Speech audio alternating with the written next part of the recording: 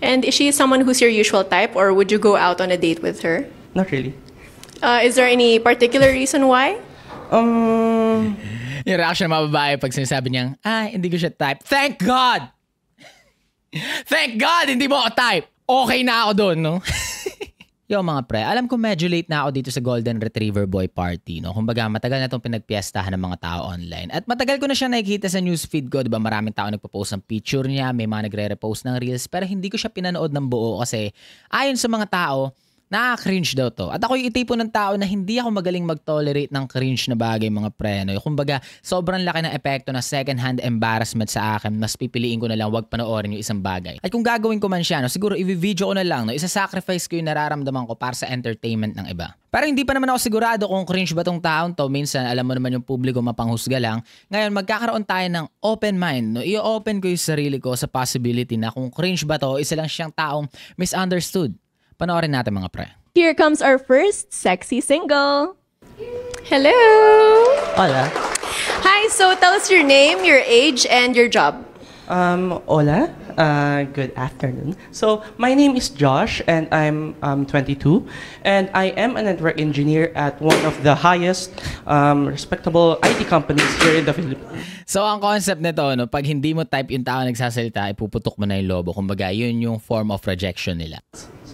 Alright, so what are your hobbies or what do you like to do for fun? What I do for fun, I was a former bassist at our band. I was an athlete, former taekwondo player. And what I like for fun is music because that is my outlet on what I feel. And I hope... Meron siyang healthy na outlet sa kanyang nararamdaman. Mahilig siya sa music, mga pre. Dati siyang athlete. So far, so good naman sa akin si Golden Retriever Boy, mga pre, no? You could feel me too. Alright, so how about your ideal partner? Ano yung mga personality traits na hinahanap mo sa isang partner? For me, my ideal trait is someone who reciprocates. Because I am a Golden Retriever Boy, so I want... Sinabi niya pala talaga. Isa siyang Golden Retriever Boy. What the fuck is Golden Retriever Boy, pre? Teka lang, Google ko nga. Golden Retriever Boy. A Golden Retriever Boy is a term used to describe a partner who is loyal, supportive, and fun to be around. Pre, positive naman pala siya eh, diba? Magandang bagay pala siya eh. So, bakit siya hinihiya online? Anong dahilan ng mga tao kung bakit siya sinasabihan ng cringe, diba? Isa lang naman pala siyang tao na loyal, supportive, and fun to be around. Gaya ng isang Golden Retriever na aso. I am a Golden Retriever boy, so I want some Golden Retriever gal. So if you would reciprocate, then you will get it. Alright, thank you so much. Come on. Alright, so... Hindi ko kayang ganito, pre. Hindi ko kaya mapunta sa posisyon ng taong to kung saan habang nagsasalita ako, nire-reject ako, pre. Tapos yung pag-reject sa akin talagang pumuputok pa. Boom! Ayoko sa'yo. Man, I can't be in this position, tol, no? Or in the first place, hindi siguro ako yung tipo ng tao na oo sa ganitong opportunity. Oy, gusto mo bang Gusto mo bang mapunta sa isang video kung saan harap-harapan ka i-reject ng mga tao tapos sasabihin nila blatantly sa'yo kung ano yung mga bagay na hindi nila gusto sa'yo? I don't like the fucking concept, no? Although entertaining siya para sa mga tao may lakas ng loob sa ganitong bagay. Hindi siya para sa lahat, no? As you can see, we have some pop balloons over here, so let's go over. I pop my balloon kasi when you mentioned you are a Golden Retriever guy. Well, hindi ko masasabi na I'm, kung anong breed man ako ng dogs. But what I can say is that hindi ako super mabait.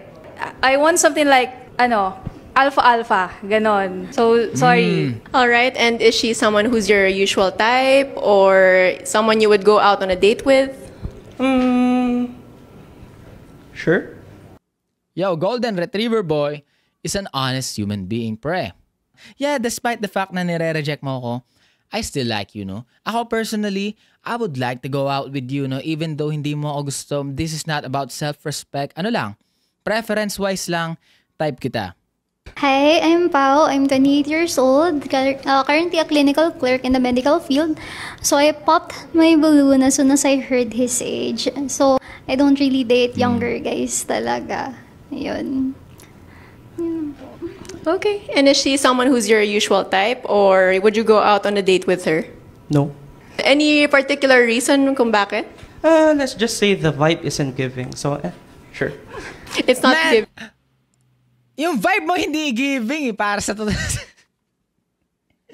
Yung vibe mo hindi giving sa totoo lang kasi I don't know, man, if it's the tight collared shirt or the way you speak, pre. I don't know. Sige. Kung ganito ka makipag-conversate sa usual basis, no, pre, hindi kita totropahin. Hi, TPC. Sure. Kasi ako ganito ganyan. What the hell is this? Ano lang, para lang sa akin, hindi siya yung authority when it comes to vibe. No? Kung vibe lang ang pag-uusapan, hindi yun yung strongest point ni Golden Retriever Boy. Giving. Yes. Could you be more specific? Like, Someone needs to level up with my sass, with my class. So, sure, I don't see it that way. I'm so sorry. and would you like to say anything in response? Yeah, not gonna lie. Sassy siya, no? Pero I don't think it's in a good way, pre. Sassy siya in a way na, yo, I fucking hate you, bro. Yung pagiging sassy niya, hindi tasteful. Parang, yo, hindi nagmamatch yung pagiging sassy mo sa overall na ikaw, no? For some reason. Hindi ko ma-pinpoint kung bakit. Or ayoko lang talaga maging masamang tao.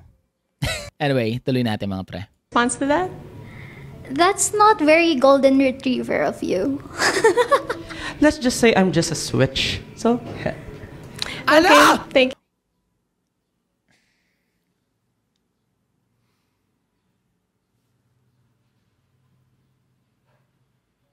Man, hindi siya nagbibigay ng golden retriever vibe, no? Nagbibigay siya ng, yo, I hate to be around you vibe. Anyway, tuloy natin. Thank you so much. So hi, my name is Jamie. I'm 23 and I'm a barista. But siguro the reason that I popped the balloon was, pero kasi siguro dun sa part din na golden retriever guy ka. Tapos ako kasi, hindi ko rin kasi nasasabi na golden retriever girl ako. Or like, at times siguro. Pero parang mas gusto ko yung contrast pa rin siya. And Ako pre, hindi ko ikukumpara yung sarili ko sa kahit na anong hype, no? Yo, I'm a lion guy. Yo, I'm an eagle boy. I'm a chihuahua guy. Bro, I am a complex human being, no? Na may complex soul, pre. Hindi ko alam kung pwede ko ikumpara yung sarili ko sa kahit na anong hayop, pero ang soft lang pakinggan ng, I'm a golden retriever boy. Man. Cute na asong golden retriever. Gustong-gusto ko magkaroon ng ganyang klaseng aso pero I don't think I want someone na pwede mong isimplify bilang isang aso yung personality niya. I want a complex human being, pre. Well, anyways, straight lang siguro tong golden retriever boy, no? Kumbaga, marketing to. Marketing sa sarili mo, no? Na pag sinabing golden retriever boy ka, isa kang a partner who is loyal, supportive, and fun. Pero may switch daw siya. I have a switch. Okay, tuloy natin. feel ko there would be like some conflicts with us kapag ganun. Parang hindi ko mabibigay yung mga priority, ganun. Okay, and do you want to say anything in response to that? to be honest, yung mukha ni ate. Oh. Parang nasa isip niya, sa totoo lang, yung mga reaction ng taong to, no, hindi bagay sa kanya. I don't know. Baka ako lang judgmental. the one that I see is, I don't like golden retriever guys. Okay. So you just accept it as it is? Sure. We have different preferences, and sure, I respect that. But yeah, it is. It is what it is. All right, and is she Nonchalant ni boy, no? Yeah, no big deal, di ba? Di niya ako type. Sheesh. someone you would go out on a date with, or someone who's your usual type? Same answer, no. Any particular reason why? Let's just say the sass isn't there, but mindset, I guess. From what I've seen and what I've heard, let's say I'm judging it already, but yeah, it won't really work out. What kind of sass are you looking for in an ideal partner? Let's just. Teka lang, what the fuck is sass ba? Ano ba ang sass by definition? Check natin. Sass meaning be cheeky or rude to someone, yun ba yung meaning niya? Talk or behavior that is rude and shows no respect. Ba't yung hinahanap mo, golden retriever boy, diba? Wala siyang sass, no? She doesn't talk in a way na rude or shows no respect. What the fuck is this kind of preference, Golden Retriever boy? That is not Golden Retriever-like, sa totoo lang.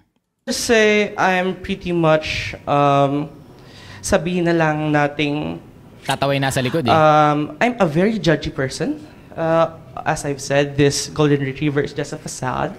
Para lang umakit na So ano yung actual mo na breed kung hindi Golden Retriever pala?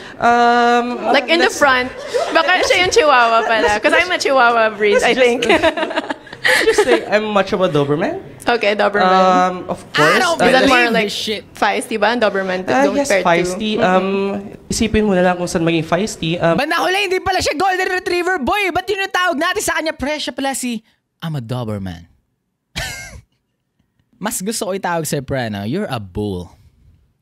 Up in your Bullshit. imagination. Oh my gosh. So, it is what it is. So yeah, I think it won't really match for me. Okay. I'm Bea. I'm 27 years old and I'm also a barista. The reason why I popped the balloon, yun, age nga din. Tapos, dun sa Golden Retriever facade niya, hindi ko gets bakit kailangan mo sabihin na facade yan kasi sabi mo Doberman ka. It's like, niloloko mo lang kami, niloloko mo lang yung sarili mo. Yeah. So yun, sa SAS, okay. At least may preference naman siya, yun. Yun lang po. Okay. And you... Parang gusto niya sabihin, sa SAS, yo, I don't know what the fuck this guy is talking about, no? What the fuck are you talking about, boy? Ba't ka naghanap na SAS? Ano na pala, interested na pala ako sumali sa ganito, no? Kasi ako yung tipo ng tao na, pag naka-encounter ako ng ganitong klaseng tao na, ganito magsalita, ganito niya, showcase yung sarili niya, tapos pinuto ko yung balloon, I will tell it as it is, no? Sasabihin ko, yo, I just don't like you, pre. Yung buong ikaw, I hate the way that you walk, the way that you talk. I hate the way that you dress with your... You want to explain further so they understand it more? Oh, well, it's a statistic that there are multiple, yun yung parang pinakagusto via girls, by what I've experienced. But, yes, of course, just to get to know someone. So, sure. Preferences, yes. Sass, yes. And, you're pretty, yun lang. So she is someone that you would have gone out on a date with or type mo siya?